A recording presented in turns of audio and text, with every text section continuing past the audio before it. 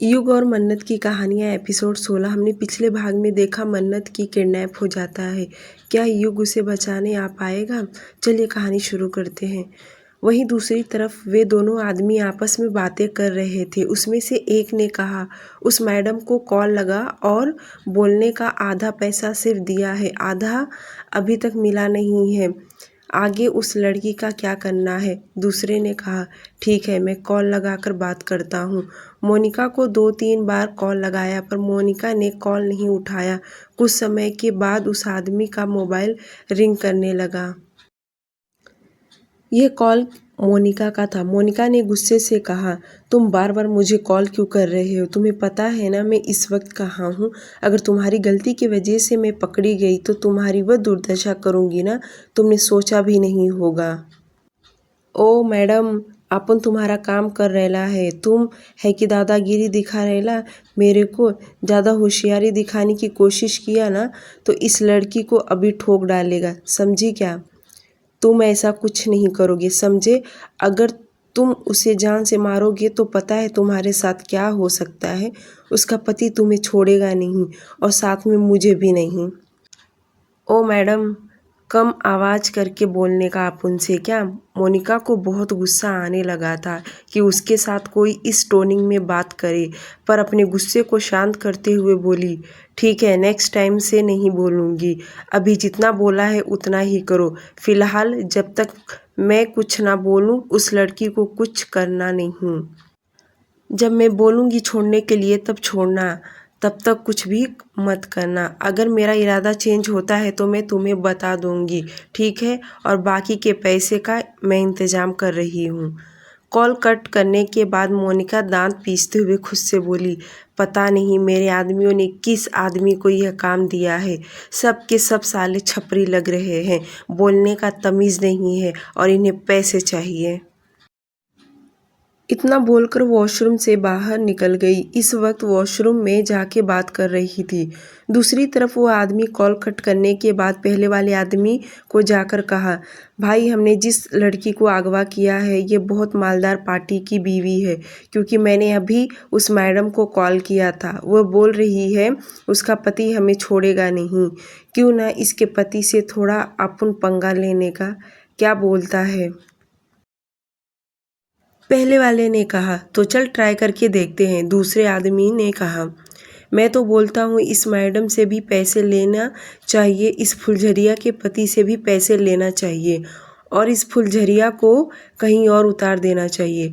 पैसा ही पैसा आ जाएगा। आप उन्हें यह देश छोड़कर कहीं दूर चले जाएंगे। हाँ सही कह रहा है। तो मस्त खाएंगे पिएंगे घूमेंगे मौज मस्ती करेंगे, और क्या चाहिए आप उनको? पहले वाले ने दूसरे वाले को हल्का पंच मारते कहा, चल भिड़ू, वापस लग जाते हैं काम पे।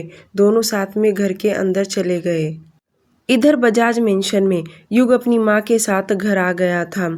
जब ऑफिस में उसकी माँ ने बताया तभी उसने शेरा को काम पर लगा दिया था, क्योंकि मोनिका के कहने से उसे भी थोड़ा डाउट हुआ कि कहीं मन्नत युवराज के साथ भागने की प्लानिंग तो नहीं की ना, क्योंकि जहाँ तक युग ने पता लगाया था कि युवराज की ट्रीटमेंट तो लंदन में चालू है।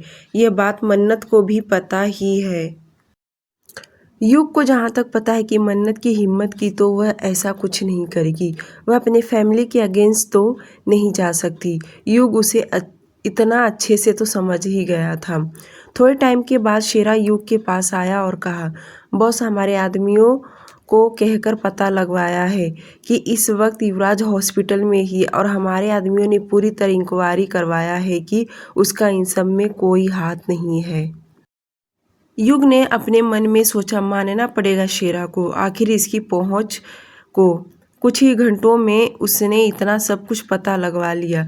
युग और शेरा दोनों इस वक्त गार्डन में बातें कर रहे थे। युग सीरियस टोन में कहा, अपने सभी आदमियों को काम पर लगा दो, आखिर इसकी इतनी हिम्मत हो गया। और हाँ, मन्नत रिलेटेड भी कुछ पता लगाओ, कहीं उसका कोई पर्सनल किसी के साथ दुश्मनी तो नहीं है ना। युग के कहने पर शेरा वहाँ से चला गया और युग चेयर पर बैठ सोचने लगा, अगर तुमने भागने की कोशिश की होगी, अगर इन सब में तुम्हारी गलती निकला तो इस बार मैं तुम्हें खुद अपने हाथों से मार डालूंगा। युग इतना बोलकर वहाँ से लिविंग एरिया में आया और सोफे पर बैठने ही वाला था कि दादी उतने में आकर बोली, अरे आज सबके मुंह पर 12 क्यों बजा है? कोई बताएगा क्या हुआ है? जिसको देखो वह इधर उधर भाग रहा है और तू आज बड़ा जल्दी ऑफिस से आ गया। दादी मुस्कुराते हुए युग को छेड़ने लगी, तो क्या अब तू भी जोरू का गुलाम हुआ है? वैसे तो कभी दिखता नहीं था, आजकल जब देखो तब घर में ही दिखाई दे रहा है। युग को दादी की बातें अच्छी नहीं लग रही थी, जिस वजह से वह उठा जाने के लिए कि तभी उसका मोबाइल रिंग करने लगा। युग अपना मोबाइल जेब से निकाला, देखा तो यह कॉल अननोन नंबर से आ रहा था, जिस वजह से युग कॉल इग्नोर करने ही वाला था कि उसे न जाने क्यों अजीब लगा और वह कॉल पिक किया। हेलो, कौन? पास में मीरा जी और मोनिका वे दोनों भी आकर युग के पास खड़ी हो गई। दादी सभी को देख रही थी पर उन्हें नहीं पता कि आखिर हुआ क्या है। वे कभी युग को तो कभी मीरा जी को तो कभी मोनिका को देखे जा रही थी पर उन्हें कोई कुछ नहीं बता रहा। दूसरी ओर से कॉल पे वह आदमी बोला, हेलो शहजादे, तुम्हारी बीवी हमारे कब्जे में है। युग उसकी बात काटते हुए बोला, कौन हो तुम लोग? कहाँ से बोल रहे हो? वह आदमी गुस्से में बोला, अरे तुम तो मेरी पूरी बात भी नहीं सुन रहे हो, बीच में ही बोलना शुरू कर दिया। जैसे तुम वैसी तुम्हारी बीवी, वह भी मछली के जैसे तड़प रही है तुम्हारे बगैर। आओ और उसे लेकर जाओ, और हाँ, साथ में 2 करोड़ भी लेकर आना। युग गुस्से में बोला, कौन हो तुम लोग और क्या चाहते हो? मैं कैसे यकीन करूं कि मेरी बीवी तुम लोगों के पास है? युग का गुस्सा इतना बढ़ते जा रहा था कि उसकी मुट्ठियां कसते जा रही थी। युग के मुंह से ये बात सुन पूरे लिविंग एरिया में सन्नाटा छा गया। वहीं दादी ये बातें सुन शॉक में थी, आखिर हुआ क्या है? मोनिका तो पागल होने के कगार में आ गई थी। आखिर इन लोगों को युग का नंबर कैसे मिल गया और इन जानवरों ने अपने रंग कैसे बदल दिए? मीरा जी तो सोफे पर बैठ गई और उनकी आंखों से आंसू बहने लगे कि उनकी बहू किसी के कब्जे में है। युग गुस्से में बोला, क्या चाहिए तुम्हें? हमें सिर्फ पैसा चाहिए। पैसा दो और अपनी बीवी को लेकर जाओ। युग लंबी सांस लिया और कहा, पहले मेरी उससे बात करवाओ। वह आदमी शैतान की तरह हंसते हुए कहा, ओहो, मजनू को लैला से बात करना है, तभी यकीन आएगा। वह दरवाज़ा खोल के अंदर गया और मोबाइल मन्नत के कान के पास लगा बोला, ले तेरा पति है, उससे बात कर। मन्नत रोने की वजह से उसकी आंखें पूरी लाल हो गई थी, उसका गला सूख गया था। उन्होंने अभी तक उसे पानी का एक बूंद तक नहीं दिया था, जिस वजह से उसे बोला नहीं जा रहा था, पर मन्नत की रोने की आवाज़ युग साफ सुन सकता था। युग शांत आवाज़ में कहा, कैसी हो तुम? क्या किया उन लोगों ने तुम्हारे साथ? युग की आवाज़ सुन मन्नत और ज़ोर ज़ोर से रोने लगी। उसकी आवाज़ में न जाने क्यों फ़िक्र महसूस होने लगा। मन्नत फफक फफक कर रोने लगी और रोते हुए बोली, प्लीज़ प्लीज़ मुझे बचा लो। मन्नत को इसके आगे बोला नहीं जा रहा था। उसकी यह आवाज़ सुन युग के अंदर तकलीफ़ हुआ, पर वह इस वक्त कुछ नहीं कर सका। वह मन्नत को हिम्मत देने के लिए सिर्फ इतना ही कहा, तुम फिक्र मत करो, बस मैं पहुंच रहा हूं तुम्हारे पास। युग बोल ही रहा था कि वह आदमी मन्नत के कान से मोबाइल हटा दिया और हंसते हुए खुद बोला, लगता है बहुत प्यार है तुम दोनों में, तो कोई भी होशियारी मत दिखाना, वरना तेरी लैला को ठोकने में वक्त नहीं लगेगा। युग बहुत कड़क आवाज़ में चिल्लाकर कहा, उसे हाथ मत लगाना, समझे? तुझे पैसे चाहिए ना? मैं तुझे उससे दुगनी रकम देने के लिए तैयार हूँ। मुझे एड्रेस बता दे कहाँ पर आना है, तुझे तेरे पैसे मिल जाएंगे। वह आदमी हंसा और बोला, ठीक है। इतना बोल कॉल कट कर दिया। युग को इतना गुस्सा आने लगा था कि उसके माथे का नस जैसे फट ही जाएगा। उसके हाथ मोबाइल पर कसते जा रहे थे। दूसरी तरफ उस खंडर से घर में मन्नत जोर जोर से चिल्लाने लगी। उसके चिल्लाने की आवाज़ सुन दोनों आदमी अंदर गए। मन्नत जब से चेयर से नीचे गिरी थी, वह तब से घुटने के बल पर ही बैठी थी। उसके घुटनों में अब काफ़ी दर्द होने लगा था और दोनों हाथ पीछे बंधे हुए थे, जिससे उसे दर्द सहन करना मुश्किल हो रहा था। मन्नत के फेस पूरे पसीने से लथपथ हो गई थी। उसके बाल बिखरे हुए थे और वे रोते हुए आंखों से बोली, प्लीज़ मेरे हाथ की रस्सी खोल दो, मुझे बहुत दर्द हो रहा है। साथ में मन्नत और ज़ोर ज़ोर से चिल्ला रही थी, जिस वजह से उसमें से जो कम उम्र का आदमी था उसे गुस्सा आने लगा और वह मन्नत के पास आकर जोर से एक तमाचा दे मारा उसके गालों पर। मन्नत के गोरे गाल पूरे लाल हो गए। उस आदमी की 5 उंगलियां उसके गाल पर छप गए। मन्नत एकदम सुन्न हो गई। उसका चिल्लाना भी बंद हो गया और रोना भी बंद हो गया। सिर्फ उसकी सिसकियां सुनाई दे रहा था। आदमी थोड़ा झुका और मन्नत के जबड़े को कस के पकड़ मसलते हुए कहा, साली कितना चिल्लाती है तू, 1 सेकंड नहीं लगेगा अपन को तेरी आवाज़ बंद करने के लिए, समझी तेरी तो। इतने में दूसरा आदमी आकर उसका हाथ पकड़ छुड़ाते हुए बोला, छोड़ इसको अभी, जब तक पैसा नहीं मिल जाता उसकी हुलिया मत खराब कर, समझा, तेरी गलती की वजह से दोनों हाथ से जाएगा। वह आदमी उसका हाथ पकड़ कमरे से बाहर लेकर चला गया। मन्नत उस आदमी का थप्पड़ गाल पर पड़ते ही अपने घुटने के सब दर्द भूल गई। आज वह इतनी लाचार थी कि उसके गालों पर थप्पड़ पड़ा, इतना दर्द हो रहा था, फिर भी वह अपने हाथ से छू नहीं सकती। वह अभी युग के बारे में सोचने लगी, जब उसने युग को पहली बार थप्पड़ मारी थी।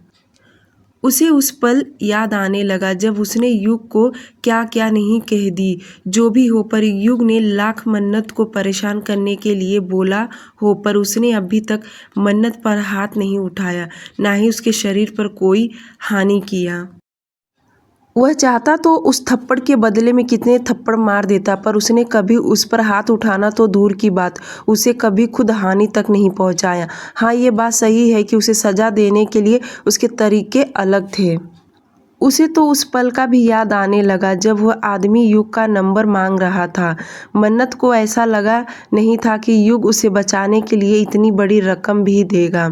देखा जाए तो इन जानवरों से लाख गुना अच्छा जानवर युग है। वहीं वह दोनों आदमी आपस में बातें कर रहे थे।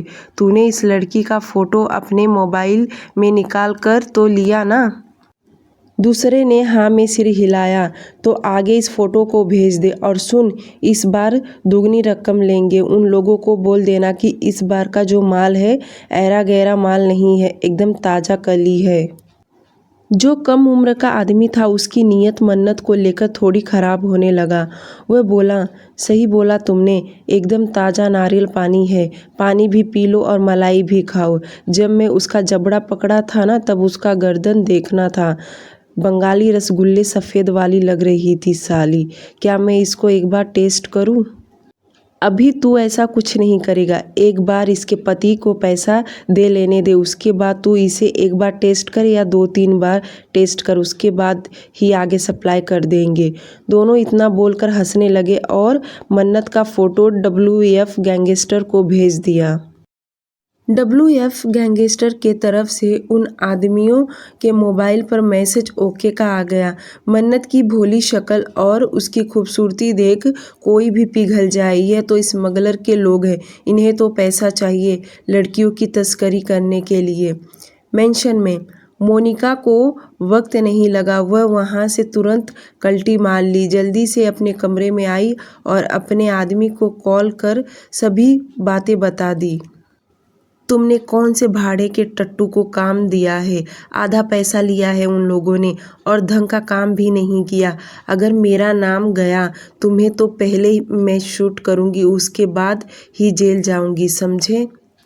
वहीं नीचे हॉल में युग कॉल कट करने के बाद तुरंत शेरा को कॉल लगाया और कहा, तुमने जो अभी सभी आदमियों को काम पर लगाया है वो सब ड्रॉप कर दो और हाँ, जल्दी तुम ऑफिस पहुंचो, मैं वहीं आ रहा हूँ। पर सर, शेरा बोल ही रहा था कि युग ने कॉल कट कर दिया। मीरा जी युग के सामने आकर खड़ी हो गई, इमोशनल होके बोली, बेटा मुझे बहुत टेंशन आ रहा है। आखिर वह लोग कौन हैं? उन्होंने अगर तुम्हारे साथ कुछ गलत किया तो? मॉम, आप टेंशन मत लीजिए, ऐसा कुछ नहीं होगा। युग इतना बोल तेज रफ्तार से मेंशन से बाहर चला गया। दादी ने मीरा जी को चिल्लाकर पूछने लगी, अभी मुझे सच सच बता, हुआ क्या है इस घर में। मीरा जी ने सुबह से लेकर अभी तक जो भी हुआ था वह सब बताने लग गई विस्तार से, क्योंकि दादी से छुपाना मुश्किल हो रहा था। कुछ ही समय के बाद युग ऑफिस पहुंचा। वहां पर शेरा पहले से ही मौजूद था। युग बोला, ब्रीफकेस में 4 करोड़ रुपए भरो अभी इसी वक्त। युग के पास कैश तो इतना मौजूद नहीं था, जितना था वह खुद भरने लगा और बाकी का शेरा बैंक जाकर विड्रॉल किया। 2 ब्रीफकेस भरने के बाद युग शेरा से बोला, मुझे उन लोगों ने अकेले ही बुलाया है, हम पुलिस की हेल्प नहीं ले सकते। हमने अगर पुलिस की हेल्प लिया या कुछ आदमियों को काम पर लगाया तो वे लोग मन्नत के साथ कुछ भी गलत कर सकते हैं, इसलिए मुझे अकेले जाना पड़ेगा, पर तुम सब अलर्ट रहना। शेरा बोला, सर गन तो लेकर जाइए, गाड़ी में सब है। युग तुरंत ही गाड़ी में आकर बैठा और ड्राइविंग करने लगा। जो उन लोगों ने लोकेशन भेजा था, युग वह लोकेशन सर्च करने लगा। वह लोकेशन मुंबई से काफ़ी दूरी पर था। युग के आसपास सब चेक किया, जहां पर यह लोकेशन जंगल में बता रहा था। युग सभी चीज़ों को नज़रअंदाज करते सिर्फ उसे मन्नत का फिक्र लगा हुआ था, जिस वजह से ड्राइविंग फास्ट करने लगा। 2 घंटे स्पीड गाड़ी चलाने के बाद युग उस लोकेशन पर पहुंच गया। युग गाड़ी वहीं पर रोक और ब्रीफकेस लेकर उबड़ खाबड़ रास्ते पर चलने लगा। आसपास सिर्फ झाड़ियाँ ही था, वहाँ पर इंसानों का रहना तो नामो निशान नहीं था। युग उस जंगल के अंदर 15 मिनट ऐसे ही चलता गया, फिर जाकर उसे एक खंडर जैसा घर दिखाई दिया। नेटवर्क भी नहीं था। युग तो पहले ही लोकेशन चेक कर लिया था। घर के पास पहुंचा और दरवाज़ा खटखटाया। अंदर से एक आदमी ने दरवाज़ा खोला। दूसरा दरवाजे के पीछे छुपा हुआ था। वह आदमी दरवाज़ा खोलते ही पिस्तौल आगे पॉइंट किया और युग को बोला, दोनों हाथ ऊपर करो। युग ब्रीफकेस नीचे रख अपने दोनों हाथ ऊपर तान दिया। जो दरवाजे के पीछे छुपा था वह आदमी जाकर युग का पूरा तलाशी लिया और पहले वाले आदमी को इशारा किया, जिसका मतलब था कि इसके पास कुछ भी हथियार नहीं है। वह आदमी तुरंत ब्रीफकेस उठा लिया। ब्रीफकेस खोल के चेक किया तो पूरे 2000 के नोट से भरा हुआ है। युग उन लोगों को इग्नोर करते कहा, कहाँ है वह? अंदर। युग तुरंत स्पीड में अंदर गया। जो मन्नत एकदम चुपचाप बैठी थी, उसके पूरे बाल उसके फेस पर थे। युग जैसे उसके पास जाकर घुटने के बल बैठा, अपना हाथ आगे बढ़ा के उसके बालों को हटाया। मन्नत ने जैसे नज़र उठाकर ऊपर देखी और वह युग को देखकर जोर से रोने लगी, क्योंकि उस आदमी के मारने के बाद मन्नत खुलकर रो भी नहीं पा रही थी। पर जब युग को देखी, मानो उसे रोने के लिए राहत मिल गया। युग तुरंत मन्नत के हाथ पैर की रस्सी खोलने लगा, पर युग की नज़र जैसे उसके गाल पर गया, बड़े ध्यान से उसके गाल को स्कैन किया। उसका अंदर ही अंदर ज्वालामुखी फटने लगा। युग ने अपना हाथ बढ़ा के उसके गाल को टच किया। मन्नत के मुंह से तुरंत आह निकल गया। युग मन्नत का हाथ पकड़ उसे खड़ा किया और तुरंत गुस्से में पीछे पलटकर देखा। वह आदमी गन पॉइंट किए खड़ा था। एक आदमी ने हाथ में ब्रीफकेस था तो दूसरा आदमी के हाथ में गन पॉइंट किए खड़ा था। वे हंसते हुए बोला, तुम्हें क्या लगा तुम्हें यहाँ से इसे ले जाने दूंगा? अगर जाना है तो तुम जाओ, मगर इस लड़की को मैं नहीं जाने दूंगा। वैसे भी तुमने तो इसे टेस्ट किया ही होगा, अब मेरी बारी है। युग पहले से ही मन्नत का गाल देखकर भड़का हुआ था। ऊपर से यह लाइन सुन उसका गुस्सा 7वें आसमान पर पहुंच गया। युग जैसे आगे बढ़ने वाला था कि पीछे से मन्नत उसे पकड़ ली, युग के सहारे छूपने लगी। युग जानता था कि वह डर रही है। वह आदमी वापस बोला, अभी भी तुझे टाइम दे रहा हूँ, निकलना है तो निकल जा, पर इस लड़की को मैं नहीं जाने दूंगा। उस फुलझरिया को मेरे पास भेज। युग बड़ी चालाकी से आसपास देखा। 1 सेकंड में उसने अपने पैरों से इतना तेज फाइट किया कि वह गन नीचे गिर गया और तुरंत उसके जबड़े को पकड़ कर युग फाइट करने लगा। दूसरा आदमी यह देख कि वह उसके मुंह पर पंच पे पंच मारते जा रहा है, वह लोखंड का सरिया लेकर युग के सिर पर दे मारा। यह सरिया इतना मजबूत था कि युग के सिर से खून तड़-तड़ बहने लगा। युग अपने दोनों हाथ से अपना सिर पकड़ नीचे गिरने लगा। उसे इस तरह गिरता देख मन्नत तुरंत उसकी ओर बढ़ गई और जोर से चिल्लाने लगी, युग, युग। वह आदमी मन्नत की ओर बढ़ रहा था। मन्नत ने तुरंत वहां पर एक लोखंड का सरिया देखकर उसने तुरंत हाथ में उठा ली और बोली, अगर तुमने एक भी कदम आगे बढ़ाया ना, इससे तुम्हारा सर फोड़ दूंगी। जिसके हाथ में ब्रीफकेस था वह आदमी तुरंत आगे आया और वह उस आदमी का हाथ पकड़कर बोला, भाग यहाँ से जल्दी। नहीं, मैं इसे लेकर यहाँ से जाऊंगा। जिसका उम्र ज़्यादा था वह गुस्से से कहा, मैंने कहा चल यहाँ से। उसे खींचते हुए लेकर चला गया। मन्नत उस लोखंड का सरिया साइड में फेंक युग के तरफ देखी जो इस वक्त जमीन पर गिर चुका था। मन्नत तुरंत घुटने के बल बैठ उसका सर उठाकर अपने गोद में रखी और रोते हुए चिल्लाने लगी। युग के सर से खून बहुत बहने लगा। मन्नत के हाथ में भी लग गया। मन्नत ने तुरंत अपना साड़ी का पल्लू फाड़ के युग के सर को बांधी। उसके सर को बहुत टाइटली बांधी जहाँ से खून बह रहा था। मन्नत युग के गालों पर थपथपाने लगी, रोने के साथ उसे उठा भी रही थी। मन्नत ने आसपास देखा, बहुत सी चीजें बिखरी हुई थी। वह क्या करे, उसे कुछ समझ में नहीं आ रहा था। उसे पानी का बोतल दिखा जो दौड़ते हुए लेकर आई और खोलकर बोतल का पानी युग के मुंह पर पानी के छींटा मारने लगी। युग आंखें तो खोला पर धीरे धीरे उसकी आंखें बंद भी हो रही थी। मन्नत चिल्लाने लगी, प्लीज सोना नहीं, प्लीज सोना नहीं, जल्दी उठो, हमें यहाँ से निकलना है।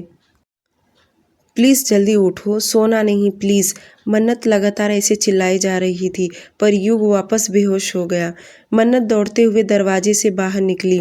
जब वह बाहर आई उसने देखी कि यह घर तो जंगल में है और यहाँ पर किससे हेल्प मांगे। मन्नत बाहर चिल्ला रही थी, प्लीज हेल्प करो, प्लीज हेल्प करो। वहाँ पर उसकी आवाज़ सुनने वाला कोई नहीं था सिवाय उसके। मन्नत वापस अंदर आई और युग को उठाने की कोशिश करने लगी पर युग उठ नहीं रहा था। मन्नत ने सोचा उसे उठाकर सहारा देकर बाहर निकाले पर युग का शरीर इतना हैवी है और मन्नत उसके आगे बच्ची, भला कैसे उसे उठा सकती है। मन्नत और रोने लगी, अगर ऐसे ही रहा तो इसके जान को खतरा है, क्या करूं मैं, कैसे मदद करूं। मन्नत वापस उस घर से बाहर निकली और चलते हुए आगे जाने लगी। वह खुद से बड़बड़ाए जा रही थी, मुझे किसी को बुलाकर लाना होगा, मुझे किसी की हेल्प लेना होगा। अगर मैंने किसी की हेल्प नहीं लिया तो युग को बचाना मुश्किल हो जाएगा। मन्नत तेज तेज चलती जा रही थी और बड़बड़ाते भी चली जा रही थी कि सामने से ब्लैक कलर महिंद्रा थार गाड़ी आ रही थी। उसमें करीब 4 लोग बैठे थे। मन्नत ने हाथ दिखाकर उन गाड़ी रुकवाई पर वह गाड़ी उसी तरफ आ रहा था। गाड़ी तुरंत रुक गया। वह आदमी गाड़ी के अंदर अपने मोबाइल में वह फोटो देखा जो सामने देख रहा था। कुछ घंटे पहले उन लोगों के मोबाइल पर आया था। पीछे सीट पर 2 आदमी बैठे थे। आगे वाले ने कहा, सर जो तस्वीर हमें भेजा गया था ये वही लड़की है, ये खुद हमसे लिफ्ट मांग रही है। पीछे वाले सीट पर जो आदमी बैठा था वह धीरे से बोला, फिर तो अच्छी बात है, उठा लो, इससे हमारा समय बच गया। मन्नत उस घर से ज़्यादा दूरी पर नहीं आई थी। देखा जाए तो 15-20 कदम ही आगे आई थी। उसने इस गाड़ी को देख उसे एक उम्मीद जाग गया कि कोई उसका मदद करेगा। पर उसमें से दोनों आगे वाले आदमी बाहर आए और मन्नत हाथ जोड़कर खड़ी हो गई। बोली, भाई साहब प्लीज़। वह अंदर क्या बोले उसे समझ में नहीं आ रहा। फिर कुछ सोचकर बोली, मेरे हस्बैंड अंदर है, उन्हें चोट लगा है, बहुत खून बह गया है, प्लीज़ उनकी मदद करो, उन्हें हॉस्पिटल तक लेकर चलो प्लीज़। मन्नत दोनों हाथ जोड़े खड़ी थी। वह दोनों आदमी एक जैसे ही कपड़े पहने थे, जिनके जैकेट पर WF का लोगो बना हुआ था। मन्नत का ध्यान तो किसी के तरफ नहीं था, उसे तो सिर्फ इस वक्त मदद चाहिए। वह दोनों आदमी हंसने लगे। उन्हें इस तरह हंसता देख मन्नत अंदर से डरने लगी। उसे अच्छी वाइब नहीं आ रहा था, तो भी हाथ जोड़े भीख मांग रही थी। दोनों आदमी इसलिए हंस रहे थे और आपस में बातें करते बोले, जिसको उठाना है वही हमसे मदद मांग रही है, ऊपर से भाई साहब बोल रही है। एक ने कहा, अरे बहन, तुम्हें अब हम अपने भाई के साथ चलना होगा, अपने पति को छोड़कर। मन्नत उसके मुंह से इतना सुन पीछे भागने लगी। भागते भागते युग के पास आई, जिसका खून बहुत तेजी से बह रहा था।